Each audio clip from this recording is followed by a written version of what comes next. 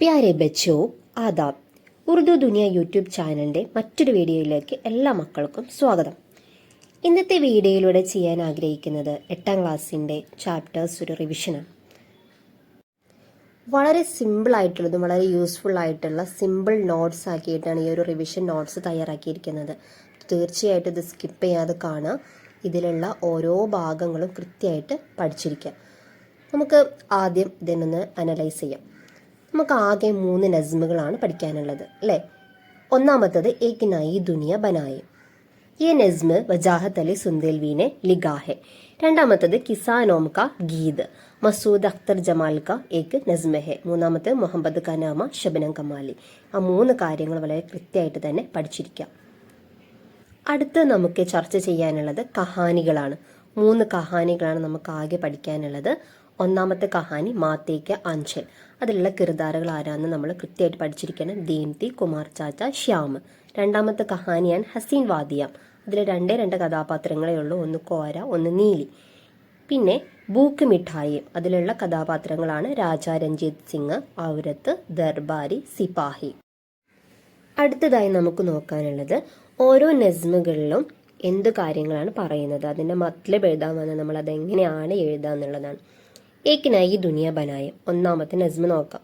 നസ്മ ഏക് നയി ദുനിയ ബനായെ Urdu K Mashoor ഷായർ Wajahat Ali സുന്ദേൽവി ലിഖാ ഹെ. നമുക്കറിയാം, നമ്മൾ ഫസ്റ്റിലെ പറഞ്ഞു. ഉസ് നസ്മ മേ ഷായർ ഏക് നയി ദുനിയ ബനാനേക്ക് തമന്ന സാഹിർ കർത്താ ഹെ.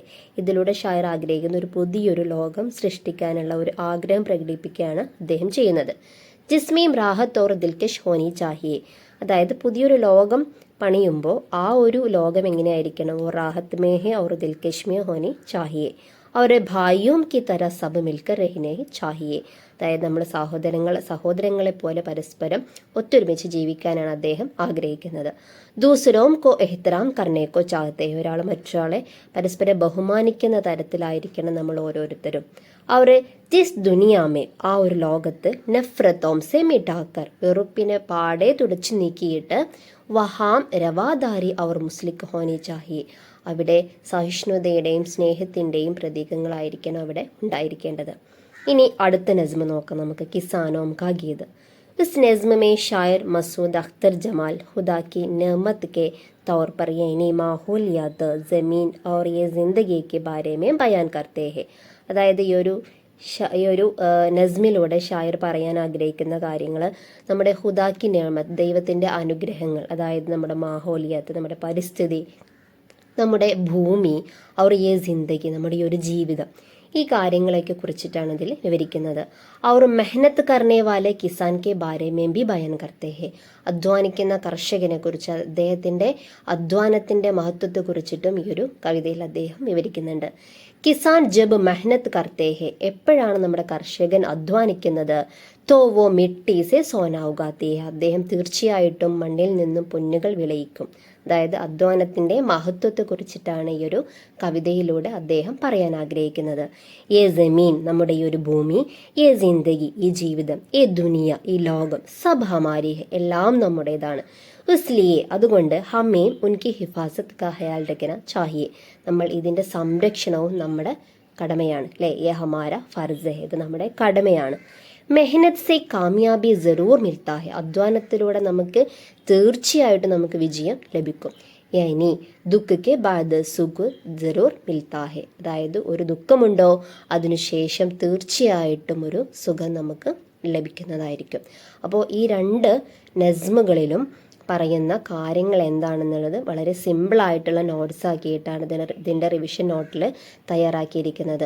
ഒരു 3-4 പ്രാവശ്യം ഈ കാര്യങ്ങൾ വായിച്ചാൽ നിങ്ങൾക്ക് സ്വന്തമായിട്ട് എഴുതാൻ പറ്റാവുന്ന രീതിയിൽ നിങ്ങൾ എത്തിപ്പെടും.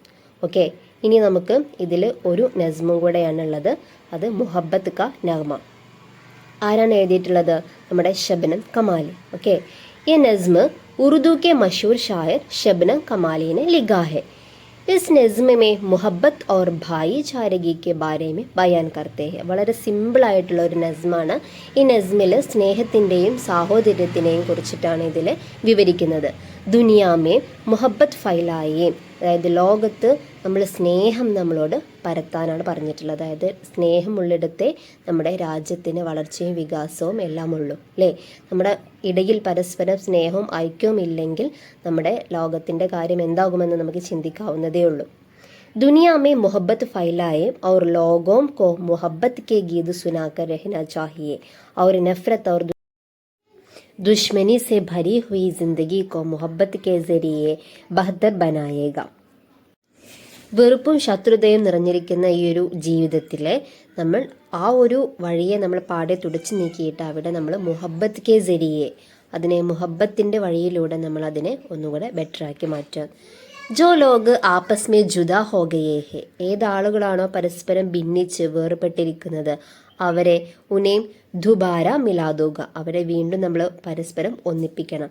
ഔർ ജോ ലോഗോം കി ആങ്കോം സെ ആസു ആത്തേ ഹെ, ഏതാളുകളുടെ കണ്ണിൽ നിന്നാണോ കണ്ണുനീര് വരുന്നത് ഉൻകെ ദുഃഖ് ഖുഷി സെ ബദൽ ദേങ്കെ, അവരുടെ ദുഃഖം സന്തോഷം കൊണ്ട് നമ്മൾ അതിനെ മാറ്റിത്തിരിക്കണം. അപ്പോൾ വളരെ സിമ്പിളായിട്ടുള്ള നോട്ടാണ്, തീർച്ചയായിട്ടും പഠിച്ചിരിക്കുക. ഇനി നമുക്ക് 3 കഥകളിലുള്ള ഓരോ കഥാപാത്രങ്ങളെ കുറിച്ചിട്ടാണ് നമ്മൾ അടുത്തതായിട്ട് പഠിക്കാൻ പോകുന്നത്.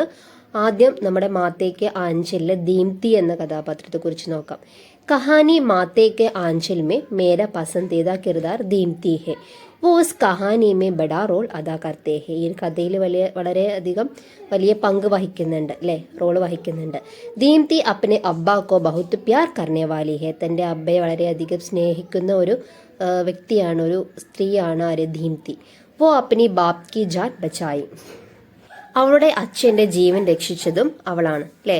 അഫ്സർ പർ ബഡി ഹിമ്മത്ത് സെ ഹംല കിയ, ഓഫീസേഴ്സിനോടുമായിട്ട് വളരെ ധൈര്യപൂർവ്വം ഹംല ചെയ്ത ഒരു വ്യക്തി കൂടിയാണ് ആര്, നമ്മുടെ ദീപ്തി. കോയി ഡർ നഹീത്തി, അവൾക്കൊരു പേടിയും തന്നെ ഉണ്ടായിരുന്നില്ല.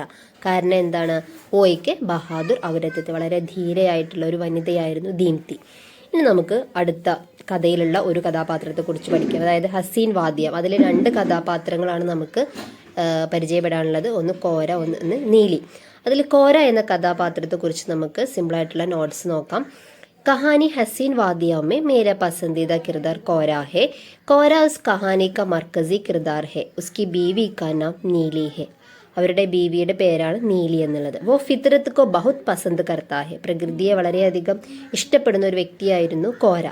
വോ ഏക്ക് നേക്ക് ദിൽ കി ആത്മീയത, വളരെ നല്ല മനസ്സിനുടമയായിട്ടുള്ള ഒരു മനുഷ്യനായിരുന്നു കോര. വോ ഏക്ക് ബഹാദുർ ബി ഹെ, വളരെയധികം വീരനായിട്ടുള്ള ധീരനായിട്ടുള്ള ഒരു വ്യക്തിയായിരുന്നു കോര.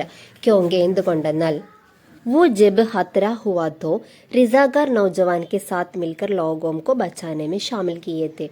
അതായത് അവിടെ ഒരു ഖത്തര, ഒരു അപകടം ഉണ്ടായ സമയത്ത് സന്നദ്ധ പ്രവർത്തകരോടൊപ്പം തന്നെ നമ്മുടെ കോരയും രക്ഷാപ്രവർത്തനത്തിൽ ഏർപ്പെട്ടിരുന്നു. और कीचड़ में फंसी हुई एक छोटी बच्ची को तसल्ली देकर उसे बचाया. കീച്ചഡ് മേ ഫസി ഹോയെ, ചെളിയിൽ പൂണ്ട് അകപ്പെട്ടിരുന്ന ഒരു പെൺകുട്ടിയെ ചോട്ടി ബച്ചിക്കോ തുസല്ലി ദേക്കളെ സമാധാനിപ്പിച്ചുകൊണ്ട് അവളെ രക്ഷപ്പെടുത്തിയ ഒരു സംഭവം നമുക്കതിൽ കാണാം. അപ്പോൾ അത് നമുക്ക് കോരയെക്കുറിച്ച് എഴുതുന്നതിൽ കൂട്ടിച്ചേർക്കാം. ഓക്കെ, അപ്പോൾ വളരെ സിമ്പിളായിട്ടുള്ള നോട്ടാണ്, തീർച്ചയായിട്ടും പഠിച്ചിരിക്കാം. ഇനി നമുക്ക് അടുത്ത കഥാപാത്രമായിട്ടുള്ള നമ്മുടെ അടുത്ത കഥയിലെ, അതായത് ബൂക്ക് മിഠായം എന്നുള്ള കഥയിൽ നമുക്ക് രാജാവിനെ കുറിച്ചിട്ടുള്ള കാര്യങ്ങളാണ് നമ്മൾ അടുത്തത് പഠിക്കാൻ പോകുന്നത്. കഹാനി ബൂക്ക് മിഠായമേ മേര പസന്ദീദ കിർദാർ രാജ രഞ്ജിത്ത് സിംഗ് ഹെ, അദ്ദേഹത്തിൻ്റെ പേര് അല്ലേ രാജ രഞ്ജിത്ത് സിംഗ് ആണ്.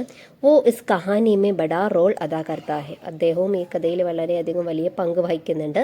രാജ ഇൻസാഫ് പസന്ത് ഔർ റഹംദിൽ തെ, വളരെ നീതിമാനായ ഒരു രാജാവും അതേപോലെ തന്നെ റഹംദിൽ, വളരെ കരുണയുള്ള ഒരു മനസ്സുമായിരുന്നു അദ്ദേഹത്തിനുണ്ടായിരുന്നത്.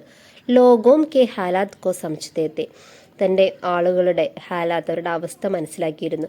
ഉസ്ലിയെ, അതുകൊണ്ട് തന്നെയാണ് വോ ഔരത്തുക്കോ മാഫ് കിയ, ആ ഒരു സ്ത്രീയോട് അദ്ദേഹം മാപ്പ് നൽകിയതും, ആ സ്ത്രീക്ക് മാപ്പ് കൊടുത്തതും, അവരെ മദദ് ഭീതി സഹായങ്ങളും നൽകിയത്. ഓ ഇൻസാനിയത്ത് അവർ നേക്ക് ദിൽക്കി ആത്മീയത്തെ, മനുഷ്യത്വത്തിൻ്റെയും അതേപോലെ തന്നെ സഹായത്തിൻ്റെയും നല്ല മനസ്സിൻ്റെയും ഒരു അടയാളമായിട്ട് നമുക്ക് അദ്ദേഹത്തെ പറയാം.